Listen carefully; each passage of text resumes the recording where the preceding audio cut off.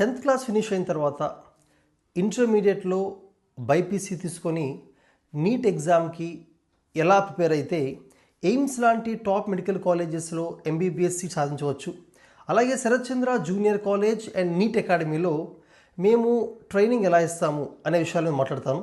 నేను ఐఐటి మెడ్రాస్లో బీటెక్ చేసినప్పుడు నాతో పాటు ఐఐటీస్లో చదువుతున్న అదర్ స్టూడెంట్స్తో మాట్లాడినప్పుడు నేను అబ్జర్వ్ చేసింది ఏంటంటే, నాలాగే మిగిలిన వాళ్ళు కూడా కొన్ని బేసిక్ థింగ్స్ని స్ట్రాంగ్గా ఫాలో అవడం వలన ర్యాంక్ సాధించగలిగారు.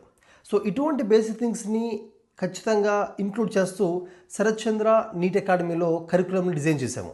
అందుకనే నీట్లో కానీ ఐఐటి జేఈలో కానీ మా అకాడమీకి ఆల్ ఇండియా లెవెల్లో 6th ర్యాంక్, 88th, 91st ఇలా చాలా ర్యాంక్స్ వచ్చాయి. మా ఎక్స్పర్ట్ ఫ్యాకల్టీ ప్రతి సబ్జెక్ట్ని ఫండమెంటల్స్ని స్ట్రాంగ్గా టీచ్ చేస్తూ ఉంటారు. అలాగే రీసెంట్గా నీట్లో టాప్ స్కోర్స్ అంటే 720కి 700 క్రాస్ చేసి ఎయిమ్స్లో చదువుతున్న స్టూడెంట్స్తో కూడా మెంటార్షిప్ ఇప్పిస్తూ ఉంటాం. అంటే రెగ్యులర్గా మా స్టూడెంట్స్తో వాళ్ళు ఇంటరాక్ట్ అవుతూ ఉంటారు. దానివల్ల ప్రిపరేషన్ స్ట్రాటజీని వాళ్ళు మోల్డ్ చేసుకుని వెళ్ళగలుగుతారు. మా దగ్గర ఇంటర్మీడియట్లో టోటల్ 24 మంత్స్కి కూడా yearly schedule, academic planning and curriculum క్లియర్గా ఉంటుంది. అందులో 15 మంత్స్లోనే నీట్ ఎగ్జామ్ సిలబస్ మొత్తం first year and second year మొత్తానికి ఫినిష్ చేస్తాం. తర్వాత 3 మంత్స్లో ఫస్ట్ రివిజన్, నెక్స్ట్ 3 మంత్స్లో సెకండ్ రివిజన్, ఆ తర్వాత థర్డ్ రివిజన్, అలా 3 days రివైజ్ చేస్తాం. దానివల్ల ఫైనల్ ఎగ్జామ్కి వెళ్ళేసరికి స్టూడెంట్ ఏ క్వశ్చన్ అయినా కూడా చాలా ఫాస్ట్గా గుర్తుంచుకొని ఆన్సర్ చేయగలుగుతారు. అలాగే టాప్ స్టూడెంట్స్ అయినా యావరేజ్ స్టూడెంట్స్ అయినా ఎవరికైనా కూడా క్లాసెస్ అనేవి టాప్ ఫ్యాకల్టీతోనే జరుగుతాయి. క్లాసెస్లో ఎటువంటి సెగ్రిగేషన్ ఉండదు. కానీ స్టడీ అవర్స్లో, అసైన్మెంట్స్లో, ఎగ్జామ్స్లో మాత్రం ఎవరైతే ఇనీషియల్గానే స్ట్రాంగ్ బ్యాక్గ్రౌండ్తో వస్తారో వాళ్ళకి కొంచెం డిఫికల్ట్ క్వశ్చన్ ఆఫ్ ఇస్తాం. దానివల్ల ఛాలెంజింగ్ ఉంటుంది వాళ్ళకి. ఎవరైతే బ్యాక్గ్రౌండ్ ఇనీషియల్గా కొంచెం స్ట్రాంగ్ ఫండమెంటల్స్ ఉండవో అటువంటి వాళ్ళకి easy assignments, easy question papers ఇవ్వడం వలన వాళ్ళు దాన్ని చేయగలిగి మోటివేటెడ్గా ఫీల్ అయ్యి సబ్జెక్ట్ మీద కాన్ఫిడెన్స్ పెరుగుతుంది. అలా పెరిగే కొద్దీ గ్రాడ్యువల్గా అసైన్మెంట్స్ అయినా ఎగ్జామ్స్ అయినా డిఫికల్టీ లెవెల్ స్లోగా ప్రోగ్రెసివ్గా పెంచుకుంటూ వెళ్తాం. దానివల్ల 10th అయిపోయిన తర్వాత యావరేజ్ స్టూడెంట్స్ కూడా వితిన్ ఫ్యూ మంత్స్లో కాన్ఫిడెన్స్ బిల్డప్ అయ్యి మంచి స్టూడెంట్గా మారుతూ ఉంటారు మా దగ్గర. నేను అబ్జర్వ్ చేసిన కామన్ ప్రాబ్లం ఎక్కువ కాలేజెస్లో స్టూడెంట్స్కి ప్రతి సబ్జెక్ట్లో కొన్ని ఫండమెంటల్స్ అండ్ బేసిక్స్ ఉంటాయి. వాటి మీద ఎనఫ్ టైం స్పెండ్ చేయకుండా ముందుకు వెళ్తే ఏమవుద్దంటే ఎంత కష్టపడినా తర్వాత టాపిక్స్ ఏం అర్థం కావు. ఫర్ ఎగ్జాంపుల్ ఫిజిక్స్లో కైనమాటిక్స్ మీద టైం స్పెండ్ చేసి డిస్ప్లేస్మెంట్, వెలాసిటీ, యాక్సిలరేషన్ అర్థం చేసుకున్న తర్వాతే లాస్ ఆఫ్ మోషన్లో ఫ్రిక్షన్, ఫోర్స్, మొమెంటమ్ అర్థం చేసుకోగలుగుతారు. దాని తర్వాతే వర్క్ పవర్ ఎనర్జీ కానీ, దాని తర్వాత తర్వాత రొటేషనల్ మోషన్లో వాళ్ళకి యాంగులర్ వెలాసిటీ కానీ, యాంగులర్ యాక్సిలరేషన్ కానీ బాగా అర్థమవుతుంది. అందుకనే మన అకాడమీలో బేసిక్స్ మీద ఎక్కువ టైం స్పెండ్ చేస్తాం. ఫర్ ఎగ్జాంపుల్ కెమిస్ట్రీ ఉంది. కెమిస్ట్రీలో ఇన్ఆర్గానిక్ కెమిస్ట్రీ మొత్తం అర్థం అవ్వాలంటే కెమికల్ బాండింగ్ మీద బాగా టైం స్పెండ్ చేయాలి. ఆర్గానిక్ కెమిస్ట్రీలో నోమెన్క్లేచర్ మీద టైం స్పెండ్ చేయాలి. ఫిజికల్ కెమిస్ట్రీలో మోల్ కాన్సెప్ట్ మీద we have to spend enough time. అలా చేయకుండా ముందుకు వెళ్తే తర్వాత స్టూడెంట్స్ బాగా పర్ఫామ్ చేయలేరు. నేను చూస్తుంటాను చాలా కాలేజెస్లో students almost 1 year, 1.5 years syllabus అయిపోయిన తర్వాత కూడా పొటాషియం డైక్రోమేట్ అంటే ఫామ్లో చెప్పగలరు కానీ అమ్మోనియం డైక్రోమేట్ ఫామ్లో చెప్పలేకపోతారు. అలాగే పొటాషియం పరమాంగనేట్ ఐడియా ఉంటుంది, పొటాషియం మ్యాంగనేట్ రాయలేరు, కెమికల్ ఫామ్ రాయలేరు. దాని కారణం ఏంటంటే వాళ్ళు కెమికల్ ఫార్ములా మీద ఎనఫ్ టైం స్పెండ్ చేయకుండా ముందుకు వెళ్ళిపోయారు. దానివల్ల తర్వాత టాపిక్స్ అనేవి బాగా కష్టం అవుతాయి. సో మన కాలేజ్లో అందుకనే 10th అయిన తర్వాత మీరు బ్రిడ్జ్ కోర్సులో జాయిన్ అవ్వాలి. ఏప్రిల్ మధ్యలో నుంచి స్టార్ట్ అవుతుంది బ్రిడ్జ్ కోర్సు. ఒక 2 monthsలో అంటే జూన్ మధ్యలో కల్లా మ్యాథ్స్, ఫిజిక్స్, కెమిస్ట్రీలో ఉన్న ఫండమెంటల్స్ అన్నీ కూడా బేసిక్స్ని చాలా స్ట్రాంగ్ చేస్తాం, స్ట్రెంథన్ చేస్తాం. అలా చేసిన తర్వాత ఏమవుతుందంటే రిమైనింగ్ చాప్టర్స్ని చాలా ఫాస్ట్గా మీరు ముందుకెళ్ళగలుగుతారు. అలాగే మా మెటీరియల్ కూడా ఎన్సీఆర్టీస్ నుంచి ఎక్స్టెన్షన్లా ఉంటాయి. మనం ఎప్పుడు గుర్తుంచుకోండి, ఎన్సీఆర్టీస్ని చాలా కాలేజెస్ నెగ్లెక్ట్ చేస్తున్నారు, విచ్ ఇస్ రాంగ్. చాలా కాలేజెస్ ఏం చేస్తాయంటే ఎన్సీఆర్టీస్ పక్కన పెట్టి వాళ్ళ మెటీరియల్ చదవమంటారు. అది కరెక్ట్ కాదు. ఎన్సీఆర్టీస్ ఫస్ట్ చదివి లైన్ టు అర్థం చేసుకొని దాని తర్వాత మన మెటీరియల్ రావచ్చు. ఫర్ ఎగ్జాంపుల్ ఆర్గానిక్ కెమిస్ట్రీ ఉంది. అందులో ఎన్సీఆర్టీలో బేసిక్ నోమెన్క్లేచర్ ఉంటుంది. ఫర్ ఎగ్జాంపుల్ 2,3 డైమిథైల్ బ్యూటెన్ ఉంది. అంటే CH3 అనే 4 ఉంటాయి, 5 లైన్ స్ట్రక్చర్. అది అర్థమైన తర్వాత దానికన్నా ఇంకా కాంప్లెక్స్ అండ్ కాంప్లికేటెడ్ నోమెన్క్లేచర్ ఉంటాయి. దానికి ఎగ్జాంపుల్స్ ఎన్సీఆర్టీలు ఇవ్వరు. సో అటువంటి వాటికి మన శరత్ చంద్ర ఇండియా అకాడమీలో మెటీరియల్లో వాటి ఎగ్జాంపుల్స్ స్ట్రక్చర్స్ మెన్షన్ చేస్తాం. అంటే మన మెటీరియల్ ఎన్సీఆర్టీ నుంచి ఒక ఎక్స్టెన్షన్ మాత్రమే. ఎన్సీఆర్టీ చదవకుండా మెటీరియల్ చదవడం ఇప్పుడు కరెక్ట్ కాదు.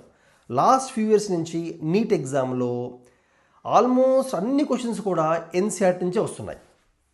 స్టూడెంట్స్కి ఎగ్జామ్స్ కూడా daily exam, weekly, monthly exams and quarter exams పెడుతూ ఉంటాం. ఎగ్జామ్ రాసిన తర్వాత ప్రతి స్టూడెంట్కి వాళ్ళు రాసిన ఎగ్జామ్లో ఎక్కడ తప్పులో అబ్జర్వ్ చేసి ఒక pattern, present artificial intelligence use చేసి గ్రాఫ్స్ గీసి ఏ స్టూడెంట్ ఎందులో వీక్గా ఉన్నారో అర్థం చేసుకుంటాం. కొంతమంది స్టూడెంట్స్ కాన్సెప్ట్స్లో వీక్గా ఉంటారు, కొంతమంది అప్లికేషన్లో వీక్గా ఉంటారు, కొంతమంది క్రిటికల్ థింకింగ్, క్వశ్చన్స్ కొంచెం ట్విస్ట్ చేస్తే చేయలేకపోతుంటారు. అది ఐడెంటిఫై చేసినప్పుడే స్టూడెంట్స్ని మనం ఆ ఇయర్ ఇంప్రూవ్ చేయగలుగుతాం. ఓన్లీ మార్క్స్ తక్కువ వచ్చాయి కాబట్టి బాగా చదవండి అనేది కరెక్ట్ కాదు.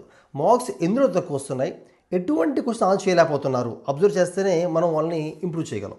అందుకనే ప్రతి స్టూడెంట్కి కూడా పర్సనల్ మెంటర్షిప్ ఉంటుంది. వాళ్ళ స్ట్రెంగ్స్ని, వీక్నెస్ని ఐడెంటిఫై చేసి వాళ్ళు చేసిన మిస్టేక్స్ అన్నింటినీ ఎర్రర్ బుక్లో రాసుకుంటూ వెళ్ళేలా చేసి ఎర్రర్ బుక్ని మల్టిపుల్ టైమ్స్ రివైజ్ చేయిస్తాం. మన అకాడమీలో ప్రతి బ్యాచ్లో కూడా క్లాస్కి లిమిటెడ్ స్టూడెంట్ తీసుకుంటూ ఉంటాం.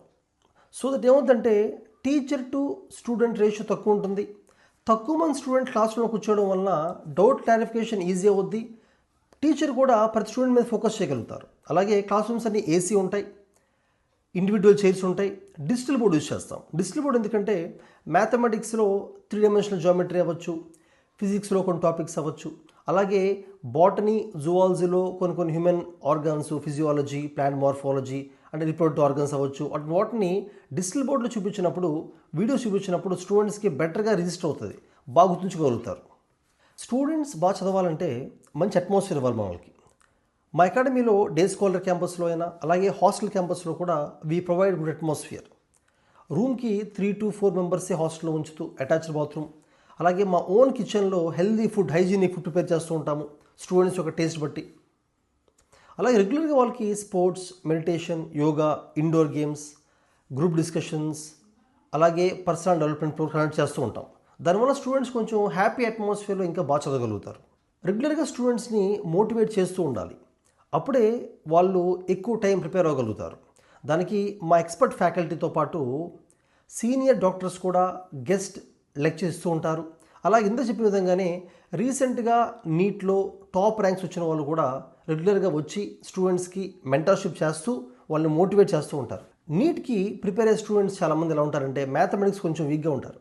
అందుకని వాళ్ళకి ఫిజిక్స్లో, ఫిజికల్ కెమిస్ట్రీలో కూడా కొంచెం డిఫికల్టీ ఫేస్ చేస్తూ ఉంటారు. అయితే మా అకాడమీలోని ఫ్యాకల్టీ పర్టికులర్గా ఫిజిక్స్ అండ్ ఫిజికల్ కెమిస్ట్రీ చెప్పే ఫ్యాకల్టీ ఎవరంటే ఐఐటియన్స్. నాలాగే ఐఐటిలో బీటెక్ చేసిన వాళ్ళు ఈ టాపిక్ చెప్తారు. దానివల్ల ఏమవుతుందంటే ఆ సబ్జెక్ట్ని చాలా ఈజీగా హ్యాండిల్ చేస్తారు వాళ్ళు. ఆ మ్యాథమెటికల్, లాజికల్ థింకింగ్ని ఈజీగా చెప్పగలుగుతారు. స్టూడెంట్స్లో సబ్జెక్ట్ పట్ల ఇంట్రెస్ట్ క్రియేట్ చేయడం కోసం మంచి ఎగ్జాంపుల్స్ ఇస్తారు. ఫర్ ఎగ్జాంపుల్ ఫిజిక్స్లో థర్మోడైనమిక్స్ మొత్తం చాప్టర్ అర్థం అవ్వాలంటే ప్రెషర్ మీద గ్రిప్ ఉండాలి. ప్రెషర్ బాగా అర్థం అవ్వాలంటే బయట ఎగ్జాంపుల్స్ చెప్పాలి. సరౌండింగ్స్లో మనం డైలీ చూసే ఎగ్జాంపుల్స్ చెప్పాలి. ఇంట్రెస్ట్తో, మోటివేషన్తోనే స్టూడెంట్స్ ఇంకా బాగా చదవగలుగుతారు. స్ట్రెస్తో అయితే ఈ రకంగా చదవలేరు. అందుకనే స్ట్రెస్ ఫ్రీ ఎడ్యుకేషన్ చాలా ఇంపార్టెంట్. నీట్లో 720 మార్క్స్కి 360 మార్క్స్ బయాలజీ నుంచి ఉంటుంది. బయాలజీలో 360కి 360 స్కోర్ చేయొచ్చు. మా అకాడమీలో ఏం చేస్తామంటే ఎన్సీఆర్టీలో ఉన్న లైన్ టు లైన్ ప్రతి లైన్ మీద క్వశ్చన్స్ తయారు చేశాము.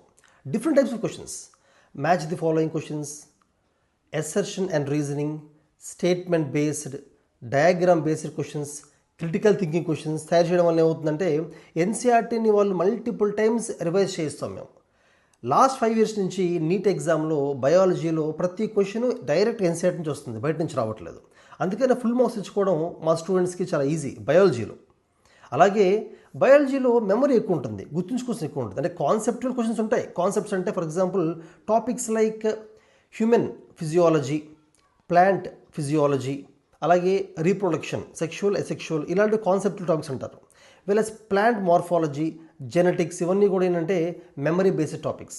అయితే బాగా గుర్తుంచుకోవడం కోసం టాపిక్స్ని mind maps, flow charts, mnemonics, flash cards, active recalling techniques ఇటువంటివి మా ఫ్యాకల్టీ కానీ, మా మెటీరియల్ కానీ, మా ఎగ్జామ్స్లో కానీ ఇటువంటి టెక్నిక్స్ యూజ్ చేసి బాగా గుర్తించేలా చేస్తాం. అందుకనే బయాలజీలో ఎక్కువ మంది స్టూడెంట్స్కి ఫుల్ మార్క్స్ వస్తూ ఉంటాయి. శరత్చంద్ర జూనియర్ కాలేజ్లో ల్యాబ్ ఎక్స్పెరిమెంట్స్ ప్రాక్టికల్స్కి చాలా ఇంపార్టెన్స్ ఇస్తాం. ఎందుకంటే నీట్ ఎగ్జామ్లో లాస్ట్ 2 years నుంచి కూడా కొన్ని క్వశ్చన్స్ డైరెక్ట్గా ప్రాక్టికల్స్ నుంచి వస్తున్నాయి. ఎవరైతే స్టూడెంట్స్ ప్రాక్టికల్స్ చేస్తారో వాళ్ళు మాత్రమే దాని ఆన్సర్ చేసేలాంటి క్వశ్చన్స్ వస్తున్నాయి. చాలా కాలేజెస్లో ప్రాక్టికల్స్ని పట్టించుకోకుండా ఏదో ఫైనల్ ఎగ్జామ్స్ అప్పుడు 1-2 days చేస్తారు. అది కరెక్ట్ కాదు. ప్రాక్టికల్స్ కూడా ఈ బైపీసీలో ఇంపార్టెంట్ కాంపోనెంట్. అందుకని మేము వాటిని ఫోకస్ చేస్తాం. మేము స్టూడెంట్స్కి నీట్ కోచింగ్ ఇవ్వడమే కాకుండా నీట్ ఎగ్జామ్ అయిన తర్వాత మెడికల్ కౌన్సిలింగ్ హెల్ప్ చేస్తాం. ఎందుకంటే నీట్లో కౌన్సిలింగ్ చాలా ఇంపార్టెంట్. ఫైనల్గా ఎటువంటి కాలేజ్ ఆప్ట్ చేసుకోవాలి అనేది స్టూడెంట్స్ కానీ పేరెంట్స్ అవగాహన ఉండదు. సో వాళ్ళని హ్యాండ్ హోల్డింగ్ చేసి మంచి కాలేజ్ వచ్చేలాగా కౌన్సిలింగ్ హెల్ప్ చేస్తాం మేము. ఫర్ ఎగ్జాంపుల్ ఆల్ ఇండియా కోటాలో అంటే గవర్నమెంట్ కాలేజెస్లో అయితే ఆల్ ఇండియా కోటాలో మెడికల్ కౌన్సిలింగ్ కమిటీ ఎంసీసీ ద్వారా 15% సీట్స్ ఉంటాయి. స్టేట్ కోటాలో 85% ఉంటాయి. వేరే స్టేట్ ప్రైవేట్ కాలేజెస్లో మొత్తం అంతా కూడా స్టేట్ కోటా ఉంటుంది. సెంట్రల్ యూనివర్సిటీస్ కానీ డీమ్డ్ యూనివర్సిటీస్ అయితే స్టేట్ కోటా ఉండదు, అంతా ఆల్ ఇండియా కోటా ఉంటుంది. సో ఇటువంటి విషయాల మీద అవేర్నెస్ ఉంది కాబట్టి మేము వాళ్ళకి హెల్ప్ చేసి మంచి కాలేజ్ వచ్చేలా కూడా చేస్తాం.